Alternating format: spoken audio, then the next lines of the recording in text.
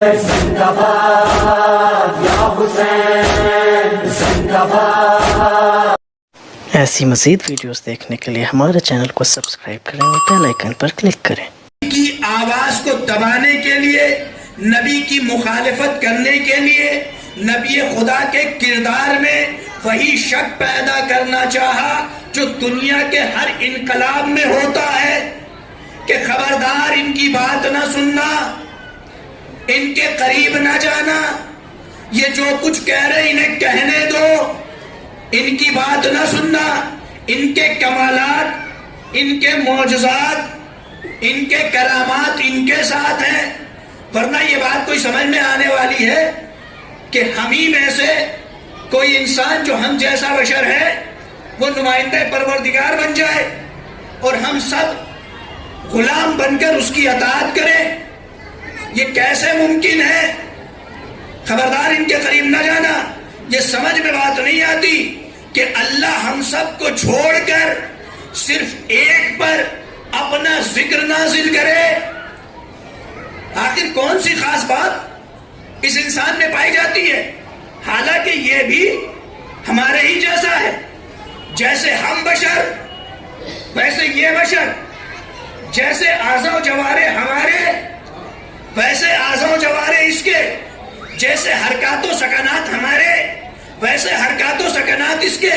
یہ کیسے ممکن ہے کہ اللہ سب کو چھوڑ دے اور کسی ایک کو منتخب کر لے، اس پر اپنا ذکر نازل کرے؟ تو خبردار ان کی بات نہ سننا، یہ اللہ پر الزام رکھنے والے ہیں۔ جناب صالح کے لیے قوم کہہ رہی ہے کہ یہ جھوٹ بولنے والے ہیں، یہ اس طریقے سے لوگوں کے سروں پر حکومت کرنا چاہتے ہیں تاکہ لوگ انہیں نبی خدا مان لیں۔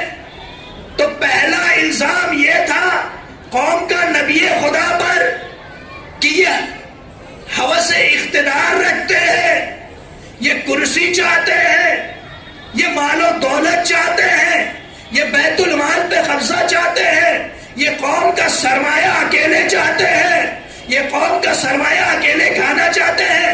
خبردار ان کی بات نہ سننا۔ تو صالح نبی کے لیے یہ کہا گیا کہ یہ بیت المال پر قبضہ کرنا چاہتے ہیں، لہٰذا ان کی بات نہ سننا۔ جب محمد عربی نے بیت المال کا ملک کھول دیا، جب خدیجہ کی دولت لوگوں پر تقسیم کرنا شروع کی اور اس قدر تقسیم کی کہ لوگ آج بھی غنی بنے بیٹھے ہوئے ہیں، دولت خدیجہ اس انداز میں نئے نئے مسلمانوں پر نبی نے خرچ کی کہ آج بھی غنی بنے بیٹھے ہوئے ہیں، تو لوگوں نے کیا کہنا شروع کیا کہ خبردار محمد کے قریب نہ جانا، یہ دولت دے کر اپنا بنا لیتے ہیں۔ بھائی پوری توجہ، یہ دولت دے کر اپنے نبی کا یہ ہونے کا یقین دلاتے ہیں۔ تو صالح کے لیے کہا گیا کہ یہ بیت المال پر قبضہ چاہتے ہیں، اور محمد کے لیے کہا گیا کہ ان کے قریب نہ جاؤ، یہ دولت دے کر اپنے نبی ہونے کا یقین دلاتے ہیں۔ تو بگڑی ہوئی امت وہ ہوتی ہے جسے نہ کھا کر چین آتا ہے نہ کھلا کر چین ملتا ہے۔ ایک صلوات پڑھے محمد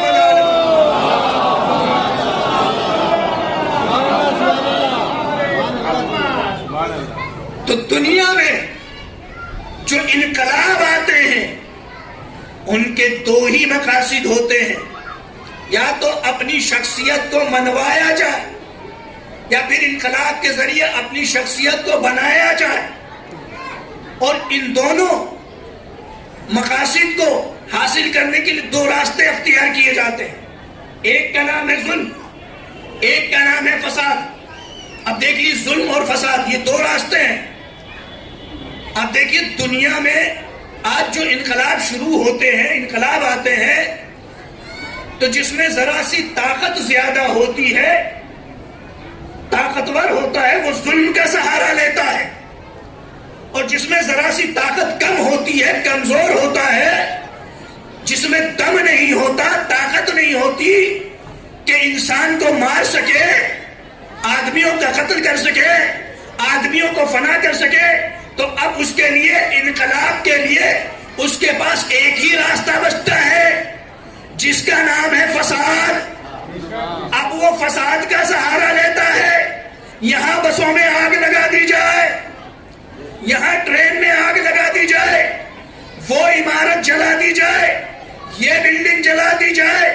کیوں؟ تاکہ اس کے ذریعے سے اپنے آپ کو اقتدار تک پہنچایا جا سکے، تاکہ اس کے ذریعے سے اپنی آواز حکومت تک پہنچایا جا سکے. اب اس بیچارے سے پوچھ لیجئے کہ بسوں کا کیا قصور ہے، ٹرین کی کیا خرابی ہے، جہاز میں کیا خرابی پیدا ہو گئی ہے، یہ سڑکیں کون سا عیب پیدا کر رہی ہیں، یہ نہریں جاری ہو کر کون سا فساد پیدا کر رہی ہے. انہیں برباد کرنے کا کیا فائدہ؟ اس سے تو رفاع عام کو نقصان پہنچ رہا ہے، اس سے تو مفاد ملک کو نقصان پہنچ رہا ہے. مگر جو فساد چاہتا ہے وہ ان چیزوں کی پرواہ نہیں کرتا. جو تخت و تاج تک پہنچنا چاہتا ہے وہ اس کی پرواہ نہیں کرتا. بھائی فساد کے معنی ہی یہی ہے کہ نہ ظالم دیکھا جائے، نہ مظلوم، نہ حیوان دیکھا جائے، نہ انسان. ملک کی معیشت کو تباہ و برباد کر دیا جائے. بھائی یہی ہے فساد کے معنی. واقعہ آپ کی نگاہوں کے سامنے ہے کہ جب جناب سلیمان نبی کا خط بلقیس کے پاس پہنچا تو بلقیس نے اپنے درباریوں کو بلایا اور بلانے کے بعد سے کہا کہ دیکھو میرے پاس ایک خط آیا ہے جو اپنے آپ کو بڑا آدمی کہتا ہے. درباریوں کو مخاطب کر کے بلقیس کہہ رہی ہے کہ اس نے اس خط کے ذریعے مجھے جو مجھے اطاعت کی دعوت دی ہے، مجھ سے مطالبہ کیا کہ میں اس کی اطاعت کروں. اس نے کہا کہ میں مسلمان ہو جاؤں، اس کی اطاعت کروں. بتاؤ تم لوگوں کی کیا رائے ہے، تم لوگ کیا کہنا چاہتے ہو؟ تو لوگوں نے کیا کہا کہ ہوشیار رہیے گا، خبردار رہیے گا. کیوں؟ اس لیے کہ بادشاہت کا مزاج یہ ہوتا ہے کہ جس قریے میں داخل ہو جائے وہی فساد پیدا کر دیتا ہے. بادشاہت کا مزاج یہ ہوتا ہے کہ جس جگہ داخل ہو جائے وہیں تباہی پیدا کر دیتا ہے، وہی بربادی شروع کر دیتا ہے. یہ مشیر کسے کہہ رہے ہیں؟ ان کی عقلوں کو کیا ہو گیا؟ یہ کسے مشورہ دے رہے ہیں؟ بیٹھے ہیں بلقیس کے پاس، بلقیس مشورہ مانگ رہی ہے، یہ مشورہ دے رہے ہیں. بلقیس کوئی الیکشن کے ذریعے سربراہ نہیں بنی ہے، اسے لوگوں نے منتخب کر کے حاکم نہیں بنایا ہے. نہیں، بلقیس کے لیے ہدہد نے آ کر یہی تو کہا تھا سلیمان نبی سے کہ ایک ملکہ ہے، ایک خاتون بادشاہ ہے جس نے لوگوں کو اپنی ملکیت بنا رکھا ہے. اس کے پاس بہت بڑا تخت ہے، اس کے تخت کے سارے اوصاف حدود نے بیان کیے کہ تخت اتنا خوبصورت، ہیرے جواہرات جڑے ہوئے ہیں.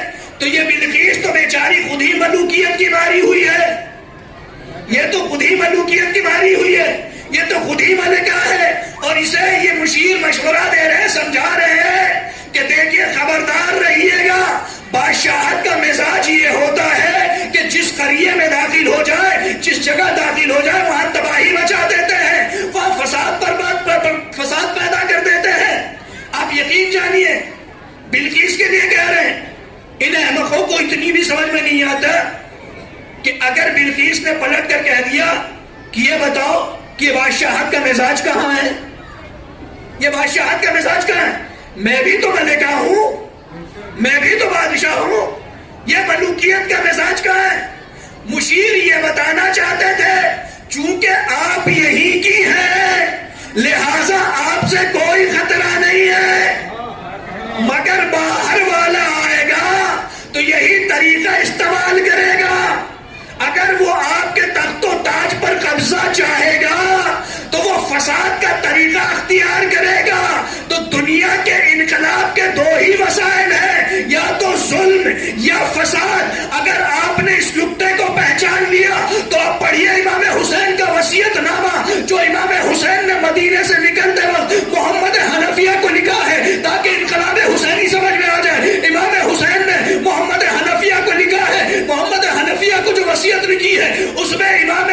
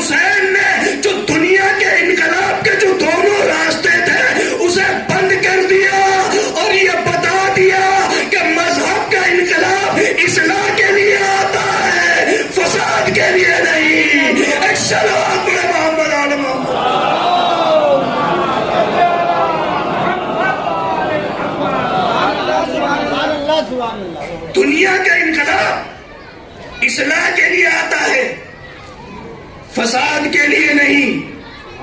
تو دنیا کے انقلاب الگ ہیں، مذہب کے انقلاب الگ ہیں۔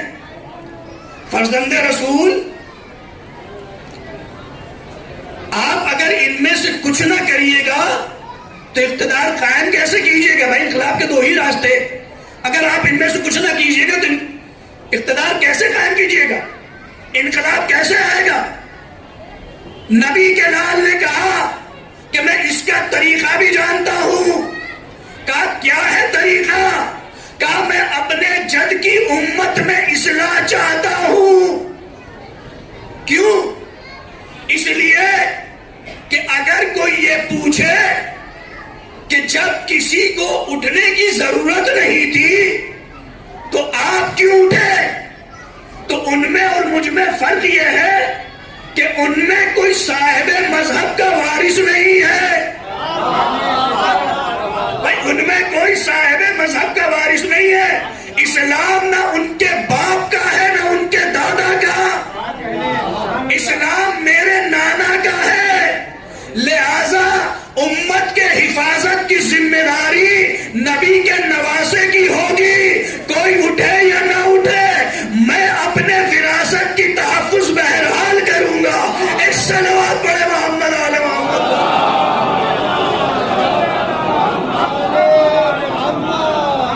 دنیا کے انقلاب اور ہیں، مذہب کے انقلاب اور ہیں۔ امام حسین نے کیا فرمایا کہ میرا مقصد نہ تخت و تاج ہے، نہ بیت المال پہ قبضہ، نہ اقتدار کی نمائش، نہ اقتدار بنانا چاہتا ہوں، میں اصلاح چاہتا ہوں۔ مولا، ہم نے تو یہ دیکھا ہے کہ دنیا میں جو انقلاب آتے ہیں اس کے دو ہی راستے ہیں، ظلم یا فساد۔ آپ اصلاح چاہتے ہیں، آپ کا طریقہ کیا ہوگا، آپ کا انداز کیا ہوگا، آپ کس طریقے سے اصلاح چاہیں گے؟ امام نے کہا کہ اس کا طریقہ بھی میرے پاس ہے، میں نیکیوں کا حکم دینا چاہتا ہوں، برائیوں سے روکنا چاہتا ہوں۔ جس دن نیکیوں پہ عمل ہونے لگا، لوگ برائیوں سے رک گئے، اس دن خود بخود اصلاح ہو جائے گی۔ نہ تلوار کی ضرورت ہے نہ خنجر درکار ہے۔ بات پہنچ رہی ہے نا؟ لیکن سوال یہ ہے کہ مولا، آپ جو اصلاح چاہتے ہیں، آپ نیکیوں کا حکم کس طریقے سے دیں گے، آپ برائیوں سے کس طریقے سے روکیں گے؟ بھائی آپ سے پہلے بھی بہت سے لوگوں نے نیکیوں کا حکم دیا، برائیوں سے روکنے کی کوشش کی، مگر کسی کی بات کا کوئی اثر نہیں ہوا۔ کیا آپ کے پاس امر و نہی کا کوئی نیا طریقہ ہے، نیا انداز ہے؟ امام نے فرمایا ہاں میرے پاس نیا طریقہ ہے، میں امر و نہی کی راہ میں دو سیرتوں کا اختیار کروں گا، میں امر و نہی کی راہ میں دو سیرتیں اختیار کروں گا۔ ایک سیرت میرے جد کی ہوگی، دوسری سیرت میرے بابا علی کی ہوگی۔ نہیں بھائی، بات سمجھ میں آ گیا کہ امت کی اصلاح کے لیے دو ہی سیرتیں کام آتی ہیں، ایک سیرت رسول، بھائی دوسری سیرت علی۔ اب اگر کہیں سے کوئی تیسری سیرت داخل ہو جائے تو پھر اصلاح نہیں ہو سکتی، فساد پیدا ہو جائے گا۔ ایک صلوات پڑھے محمد آل محمد۔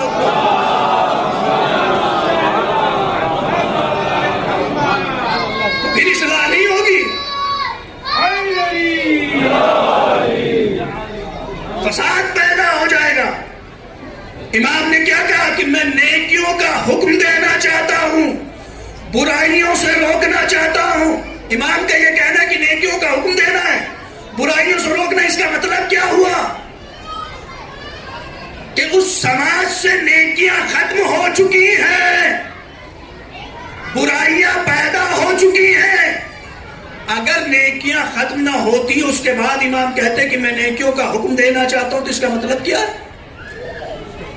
اگر برائیاں ختم ہو گئی ہوتی اس کے بعد امام کہتے کہ میں برائیوں سے روکنا چاہتا ہوں، تو اس کا مطلب کیا ہے؟ بھائی امام کا کہنا کہ نیکیوں برائیوں کا حکم دینا چاہتا ہوں، برائیوں سے روکنا چاہتا ہوں۔ اس کا مطلب کہ نیکیاں ختم ہو چکی ہیں، برائیاں پیدا ہو گئی ہیں۔ امام نے سماج کا ایک نقشہ بتا دیا ہے کہ نیکیاں ختم ہو چکی ہیں، برائیاں موجود ہیں۔ اب انقلاب امام حسینی کو سمجھنا ہے، انقلاب امام حسینی کو پہچاننا ہے، تو ایک لفظ کا اضافہ کر رہا ہوں۔ آپ مجھے بتائیے کہ کون ایسا دور ہے، کون ایسا زمانہ ہے جس زمانے میں نیکیاں ختم نہ ہوئی ہوں، برائیاں موجود نہ رہی ہوں؟ کوئی دور، کوئی زمانہ ایسا ہے جہاں نیکیاں غائب نہ رہی ہوں اور برائیاں موجود نہ رہی ہوں؟ چاہے آپ انبیاء کا زمانہ دیکھ لیجئے، مرسلین کا زمانہ دیکھ لیجئے، خود سرور کائنات کے زمانہ دیکھ لیجئے، کیا برائیاں ختم ہو گئی تھی نبی کے زمانے میں؟ کیا کفار مر گئے تھے؟ شراب کے کارخانے بند ہو گئے تھے؟ جوئے کے اڈے ختم ہو گئے تھے؟ نہیں، برائیاں اس وقت بھی موجود تھی، تو برائیاں ہر دور میں موجود رہی ہیں، نیکیاں ہر دور سے غائب رہی ہیں۔ جناب آدم کا زمانہ جب کل 4 آدمی کی آبادی تھی، 4 آدمی کی دنیا تھی جس کی کوئی حیثیت نہیں تھی، وہاں اتنا بڑا جرم ہو گیا کہ بھائی نے بھائی کو قتل کر دیا، تو برائیاں تو ہر دور میں رہی، نیکیاں ہر دور سے ختم ہو گئی ہیں، نیکیاں ہر دور سے غائب رہی، برائیاں ہر دور میں موجود رہی۔ جب برائیاں ہر دور میں موجود رہی ہیں، نیکیاں ہر دور سے ختم ہو گئی ہیں، تو اب امام حسین کہہ رہے ہیں کہ میں امر بالمعروف کرنا چاہتا ہوں، میں نہی عن المنکر کرنا چاہتا ہوں، اور اس طریقے سے امر بالمعروف کروں گا کہ پورا کا پورا گھر قربان کر دوں گا، پورا کا پورا گھر قربان کر دوں گا۔ امر اور نہیں کی تبلیغ کے لیے امام نے قربانی دینے کا ارادہ کر لیا۔ اگر امر و نہیں کی تبلیغ کے لیے قربانی اس قدر ضروری ہے تو ہر نبی اپنے سر کی بازی لگا دیتا۔ بھائی پوری توجہ جہاں لے کر چلنا چاہتا ہوں، میرے ساتھ چلیے۔ ہر نبی سر کی بازی لگا دیتا۔ اگر گھر لٹانا امر و نہیں کے لیے شرط ہوتا تو ہر نبی اپنا گھر لے کر میدان میں آ جاتا، مگر امام حسین سے پہلے ایسا نہیں ہوا۔ کسی نے سر کی بازی نہیں لگائی، کسی نے اپنے گھر کو قربان نہیں کیا۔ بھائی امر و نہیں کی تبلیغ سب نے کی ہے، برائیاں ہر دور میں موجود رہی ہیں، نیکیاں ہر دور سے ختم ہو گئی ہیں۔ اب امام حسین نیکیوں کی دعوت دینے کے لیے، برائیوں سے روکنے کے لیے، پورا گھر قربان کرنے کے لیے تیار ہے، تو اس کا مطلب کیا ہوا؟ کوئی بات تو ایسی ہو گئی ہے جو حسین سے پہلے نہ تھی۔ بھائی پوری توجہ، کوئی بات ایسی آ گئی جو حسین سے پہلے نہ تھی۔ آپ پوری تاریخ اٹھا کر دیکھ لیجئے، امام حسین کا جو وقفہ ہے، امام حسین کا جو زمانہ ہے، اس میں ایک ایسا وقفہ آیا، ایک ایسا وقت آیا کہ جو نہ حسین سے پہلے کی تاریخ میں تھا، نہ حسین کے بعد کی تاریخ میں دیکھا گیا۔ بھائی اچھائیاں اور برائیاں ہر دور میں موجود تھی، مگر ہر دور کا عالم یہ تھا کہ اچھائیاں الگ تھی، برائیاں الگ تھی۔ بھائی شراب الگ تھے، شراب الگ تھی، نمازی الگ تھے۔ بھائی پوری توجہ، اسلام الگ تھا، بے ایمان الگ تھے۔ نہیں، آدم سے لے کر خاتم تک کا دور دیکھ لیجئے، ہر دور میں آپ کو ملے گا کہ یہ اللہ والے ہیں، یہ نالائق ہیں، یہ شرابی ہیں، یہ نمازی ہیں، یہ جواری ہیں، یہ ایمان والے ہیں، مگر کوئی ایک ایسا بھی ہمیں دکھا دیجئے آدم سے لے کے خاتم تک کہ جو اللہ والا بھی ہو، نالائق بھی رہا ہو۔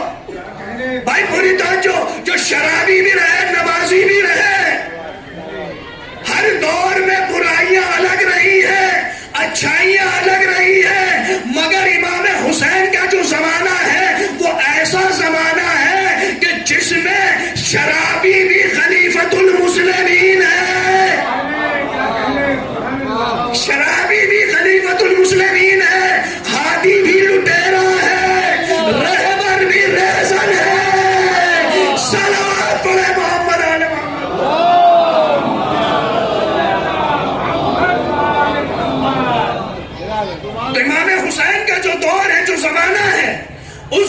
زمانے میں برائیاں داخل مذہب ہو چکی تھی، برائیاں مذہب میں داخل ہو چکی تھی. اب امام حسین دیکھیے برائیاں اس قدر مذہب میں داخل ہو چکی تھی کہ یزید شراب پی کے خلیفہ تھا، یزید زنا کر کے خلیفہ تھا، یزید بدکاری کر کے خلیفہ تھا، یزید ظلم کر کے خلیفہ تھا. تو اس قدر برائیاں مذہب میں داخل ہو چکی ہیں. اب امام حسین نہ یزید کو مارنے کی فکر میں ہے، نہ تمام برائیوں کو ختم کر سکتے ہیں. لہذا اب کیا کرنا ہے کہ انہیں الگ کرنا ہے جنہیں مذہب سے جوڑ دیا گیا. بھائی پوری طرح جو انہیں الگ کرنا ہے جنہیں مذہب سے جوڑ دیا گیا ہے. یہی وجہ ہے کہ آج شراب الگ ہے، نماز الگ، جواری الگ ہے، ایمان والے الگ، بے ایمان الگ ہے، ایماندار الگ. بھائی انقلاب حسینی کا یہ پہلا اثر تھا، پوری توجہ، انقلاب حسینی کا یہ پہلا اثر تھا جہاں حسین نے جان دے کر برائی کو مذہب سے الگ کر دیا کہ دیکھو اسلام الگ ہے، شراب الگ، جوا الگ ہے، اسلام الگ، بے ایمان الگ ہے، ایماندار الگ. اور میرے عزیزوں جب تک یہ احساس زندہ رہے گا کہ اسلام الگ ہے، شراب الگ، ہر دور یہ کہتا رہے گا حسین زندہ باد. اب کسی میں اتنی طاقت نہیں ہے کہ برائی کے نام پر حاکم بن جائے. ایک صلوات پڑھے محمد آل محمد.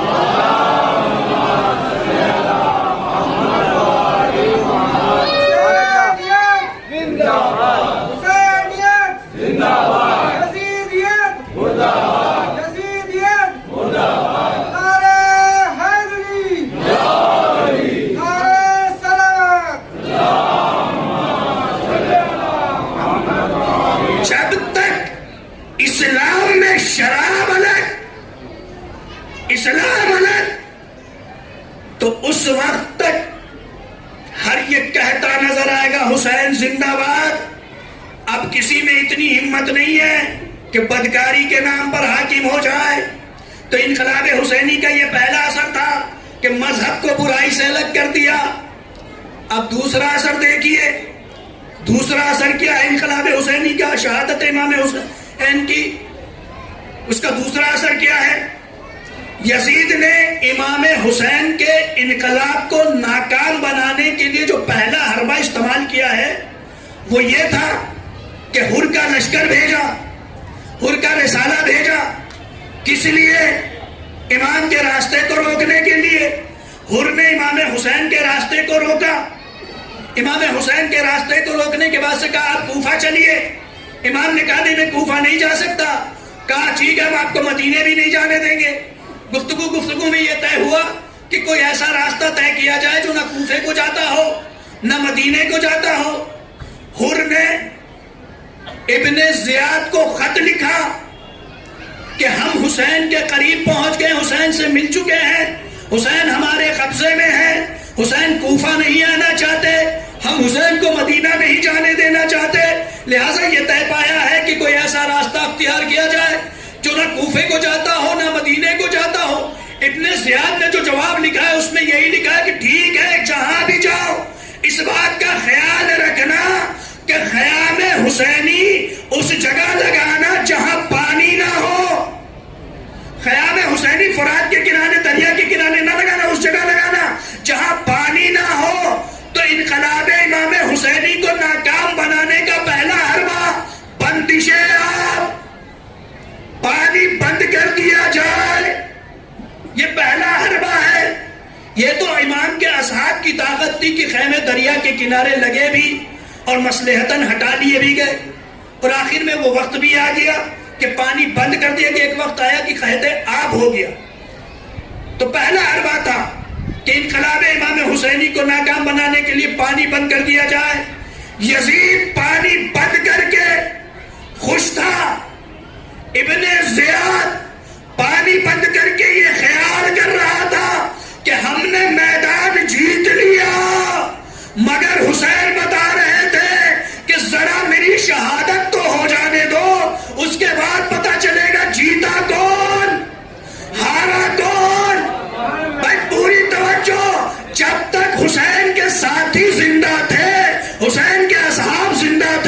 حسین کا لشکر موجود تھا، جب تک حسین زندہ تھے ظالموں میں حوصلہ تھا کہ پانی بند کر دیا جائے، مگر امام حسین کی شہادت کے بعد کربلا سے لے کر کوفہ، کوفے سے لے کر شام، شام سے لے کر مدینہ، کہیں بھی یہ آواز بلند نہیں ہوئی کہ پانی بند کر دو۔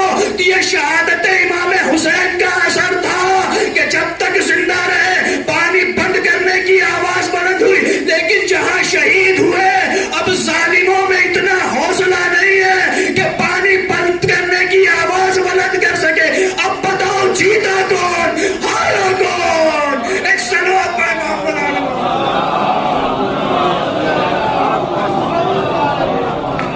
یہ دوسرا اثر تھا انقلاب حسینی کا۔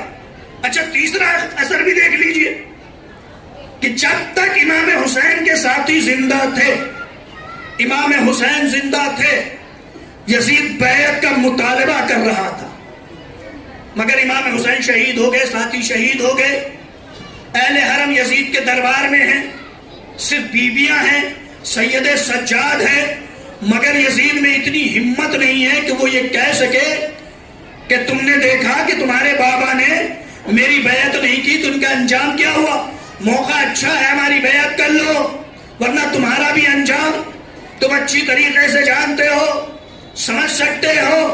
مگر یزید نے سید سجاد سے بیعت کا مطالبہ نہیں کیا۔ اچھا سید سجاد چھوڑ دیجئے، یزید میں اتنا حوصلہ نہیں تھا کہ بیویوں سے بیعت کا مطالبہ کر لے۔ اچھا بیویاں چھوڑ دیجئے، یزید میں اتنا حوصلہ نہیں تھا کہ بچوں سے بیعت کا مطالبہ کر لے۔ تو یہ حسین کی شہادت کا اثر تھا کہ یزید کا حوصلہ اتنا پست ہو گیا کہ بچوں سے بھی مطالبہ نہ کر سکا بیعت کا۔ اب بتاؤ جیتا کون، ہارا کون؟ ایک صلوات پہ محمد آل محمد پہ۔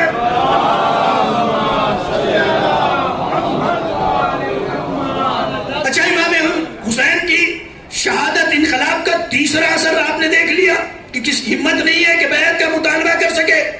چوتھا اثر دیکھ لیجئے، یزید کا دربار، سید سجاد، تاریخ کہتی ہے کہ یزید نے دربار میں یہ اعلان کرنا شروع کیا، کوئی نبی نہیں آیا، کوئی وحی نہیں آئی، کوئی قرآن نہیں آیا، کوئی رسول نہیں آیا، یہ تو بنی ہاشم کا ڈھونگ تھا تاکہ وہ خلافت کو حاصل کر سکے۔ دربار میں رسالت کو ڈھونگ بتا رہا ہے۔ اس کے بعد بھی جب تسکین نہ ہو سکی تو خطیب کو کہا ممبر پر جاؤ، آل محمد کو برا بھلا کہو۔ خطیب ممبر پہ گیا، جانے کے بعد سے آل محمد کو برا بھلا کہا۔ اب تو تسکین ہو گئی۔ سید سجاد نے خطیب کے اترنے کے بعد سے کہا کیا مجھے بھی اجازت ہے کہ میں جا کر کچھ بیان کروں؟ مجبوراً اجازت دی۔ سید سجاد گئے، جانے کے بعد سے سید سجاد نے جو تقریر کی ہے اپنا تعارف کرایا۔ اس کے بعد جب باپ کی شہادت کو بیان کرنے کا وقت آیا تو کہا کہ میں اس کا بیٹا ہوں جسے پسے گردن ذبح کیا گیا۔ سید سجاد کی تقریر کا عالم یہ تھا کہ دربار کا نقشہ بدلنے لگا۔ اب جو یزید نے دیکھا کہ دربار کا نقشہ بدلنے لگا تو وہ سید سجاد کو تو روک نہیں سکتا ہے، مؤذن کو اشارہ کیا کہ جاؤ اذان کہو۔ مؤذن نے اذان کہنا شروع کی، سید سجاد خاموش ہو گئے۔ مؤذن کہتا اللہ اکبر، سید سجاد نے دہرایا۔ مؤذن کہتا اشہد ان لا الہ الا اللہ، سید سجاد نے دہرایا۔ مؤذن نے کہا اشہد ان محمد رسول اللہ۔ اب سید سجاد نے مؤذن کو روک دیا، کہا رک جا۔ اب سید سجاد نے یزید کو دیکھا اور دیکھنے کے بعد سے کہا یزید یہ بتا محمد تیرے جد تھے یا میرے؟ محمد تیرے جد تھے یا میرے؟ کہا آپ کے جد تھے۔ اس کے بعد سید سجاد نے کہا یزید بھرے دربار میں تو یہ اعلان کر رہا تھا کوئی رسول نہیں آیا، مگر تیرا مؤذن تیرے دربار میں اشہد ان محمد رسول اللہ کر کے اعلان کر رہا ہے کہ رسول بھی آیا ہے، اس کے کلمہ کو بھی موجود ہے۔ ایک صلوات پڑھیں محمد آل محمد۔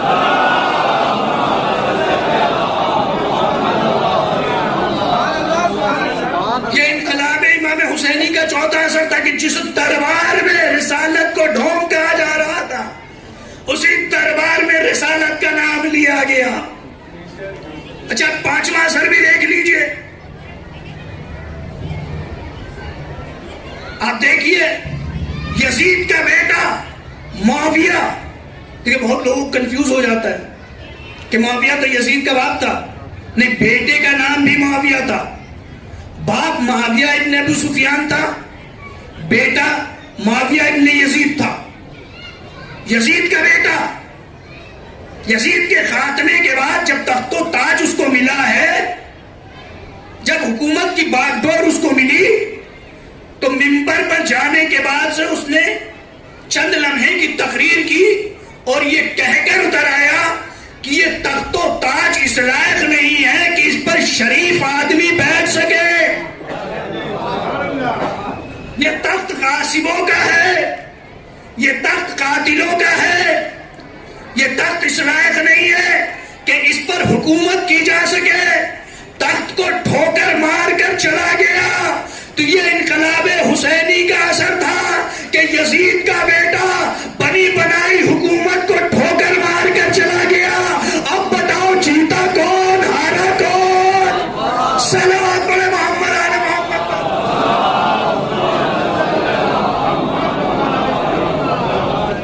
نہیں، امام حسین کی انقلاب کا یہ بھی اثر تھا کہ لیجئے یزید کا محل، عالیشان محل، آرام دہ بستر پہ لیٹتا ہے، چند لمحے بعد اٹھ جاتا ہے، ٹہلنا شروع کر دیتا ہے، پھر لیٹتا ہے، پھر اٹھ جاتا ہے، پھر ٹہلنا شروع کر دیتا ہے۔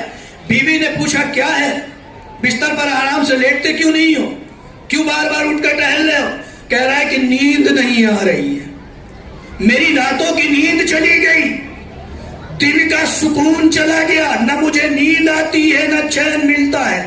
یزید کی بیوی مومنہ تھی، اس نے کہا کہ تو نے حسین کو بے گناہ قتل کیا ہے، اسی کا اثر ہے، تو نے آل محمد کو اپنے زندان میں بے گناہ قید کر رکھا ہے، انہیں رہا کر دے۔ یزید نے کہا کہ ہاں میں کل انہیں رہا کر دوں گا۔ عزادارو، جب کل کا سورج نمودار ہوا تو یزید نے سید سجاد کو دربار میں بلایا۔ سید سجاد دربار میں آئے ہیں، ہاتھوں میں ہتکڑیاں ہے، پاؤں میں بیڑیاں ہے، گلے میں خاردار توق ہے۔ سید سجاد کو بلانے کے بعد سے ایک مرتبہ یزید سید سجاد سے کہتا ہے، سید سجاد، ہم نے تمہیں دربار میں اس لیے بلایا ہے تاکہ ہم تمہیں رہائی کا پیغام سنا سکے۔ سید سجاد، ہم نے تمہیں رہا کیا۔ اس کے بعد حداد کو آواز دیتا ہے کہ آگے بڑھو، سید سجاد کے ہاتھوں کی ہتکڑیاں کاٹ دو، پیروں کی بیڑیاں کاٹ دو، کمر کا لنگر کاٹ دو، گلے کا توق کاٹ دو۔ حداد آگے بڑھا۔ تاریخ کہتی ہے کہ حداد نے ہاتھوں کی ہتکڑیاں کاٹی، خاموش رہا، پیروں کی بیڑیاں کاٹی، خاموش رہا، کمر کا لنگر کاٹا، خاموش رہا، مگر جیسے ہی گلے کے توق کو سید سجاد کے گلے سے جدا کیا، ایک چیخ مار کر بے ہوش ہو گیا۔ جزاک اللہ۔ جب سے حداد کو ہوش آیا، لوگوں نے پوچھا، اے حداد، ارے تو نے سید سجاد کی بیڑیاں کاٹی، سید سجاد کی ہتکڑیاں کاٹی، سید سجاد کا لنگر کاٹا، مگر تو چیخ مار کر بے ہوش نہیں ہوا۔ آخر جب گلے کا توق کاٹا تو چیخ مار کر کیوں بے ہوش ہو گیا؟ حداد کہتا ہے، ارے جب میں نے سید سجاد کے گلے کا توق کاٹا تو گلے میں اتنا گہرا زخم دیکھا کہ میں برداشت نہ کر سکا۔ جزاک اللہ۔ ارے توق کی کیلیں سید سجاد کے گردن میں پیوست ہو چکی تھی۔ سید سجاد سے یزید نے کہا، سید سجاد، ہم نے آپ کو آزاد کیا، آپ چاہیں تو شام رہے، چاہے مدینے چلے جائیں۔ سید سجاد نے کہا، میں اپنی پھوپھی زینب سے پوچھ کر بتاؤں گا۔ سید سجاد زندان میں آئے، جب زندان سے گئے تھے، ہاتھوں میں ہتکڑیاں تھی، پاؤں میں بیڑیاں تھی، گلے میں توق تھا، مگر جب دوبارہ زندان میں واپس آئے ہیں تو نہ ہاتھ میں ہتکڑیاں نہ پیروں میں بیڑیاں۔ زینب نے بھتیجے کو دیکھا، دوڑ کر بھتیجے سے لپٹ گئی، اے میرے لال کیا صورت رہی؟ کہا، اے پھوپھی اماں، ہم آزاد کر دیے گئے۔ ارے اتنا سنا، بی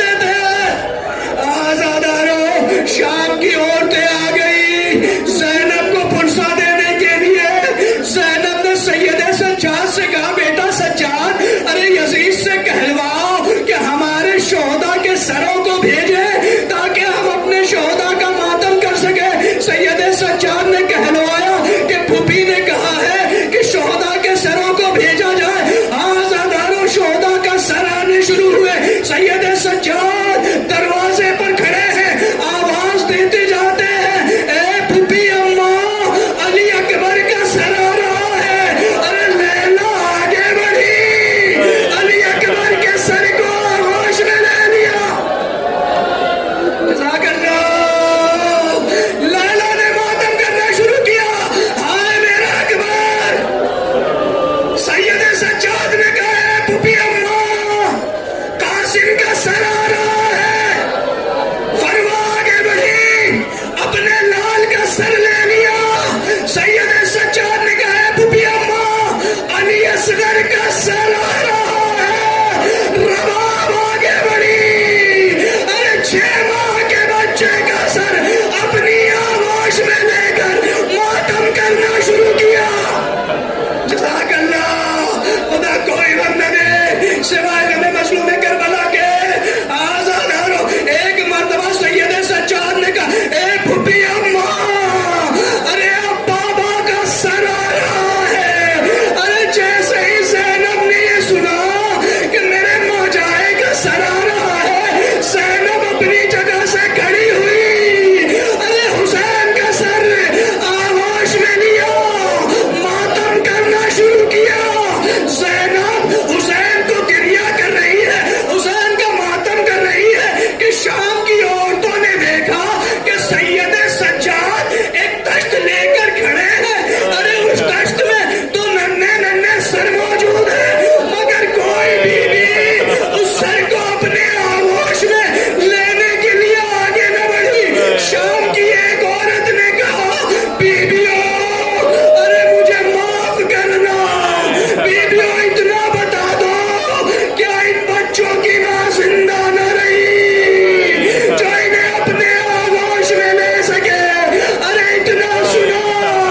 ज़ैनब ने चेहरे को उठाया, ए बीबी, अरे ऐसा न कहे, अरे इन बच्चों की मां ज़ैनब जिंदा है, अगर ज़ैनब अपने हुसैन का मातम करे या अपने लाल का।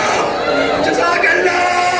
आज़ादारो, हर एक बीबी अपने वारिस का सर लिए अपनी गोद में मातम कर रही है कि एक मर्तबा सैयद सज्जाद ने बुलंद आवाज में कहा, खबरदार, होशियार। शाम की औरतों ने पूछा, अब कौन आ रहा है? लश्कर का अलमदार अब्बास, लश्कर का अलमदार अब्बास। आज़ादारो, अब्बास का सर ज़ैनब ने आगोश में लिया, मातम करना शुरू किया।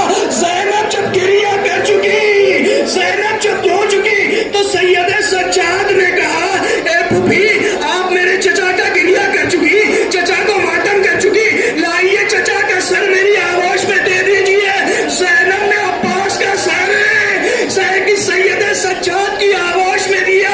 बीबियां ये समझी कि सैयद सज्जाद मातम करेंगे, सैयद सज्जाद चचा के सर को आगोश में लेके गिरिया करेंगे, सैयद सज्जाद सर पीटेंगे, मगर बीबियों ने देखा सैयद सज्जाद मकान से निकले, जिंदान शाम की तरफ चले।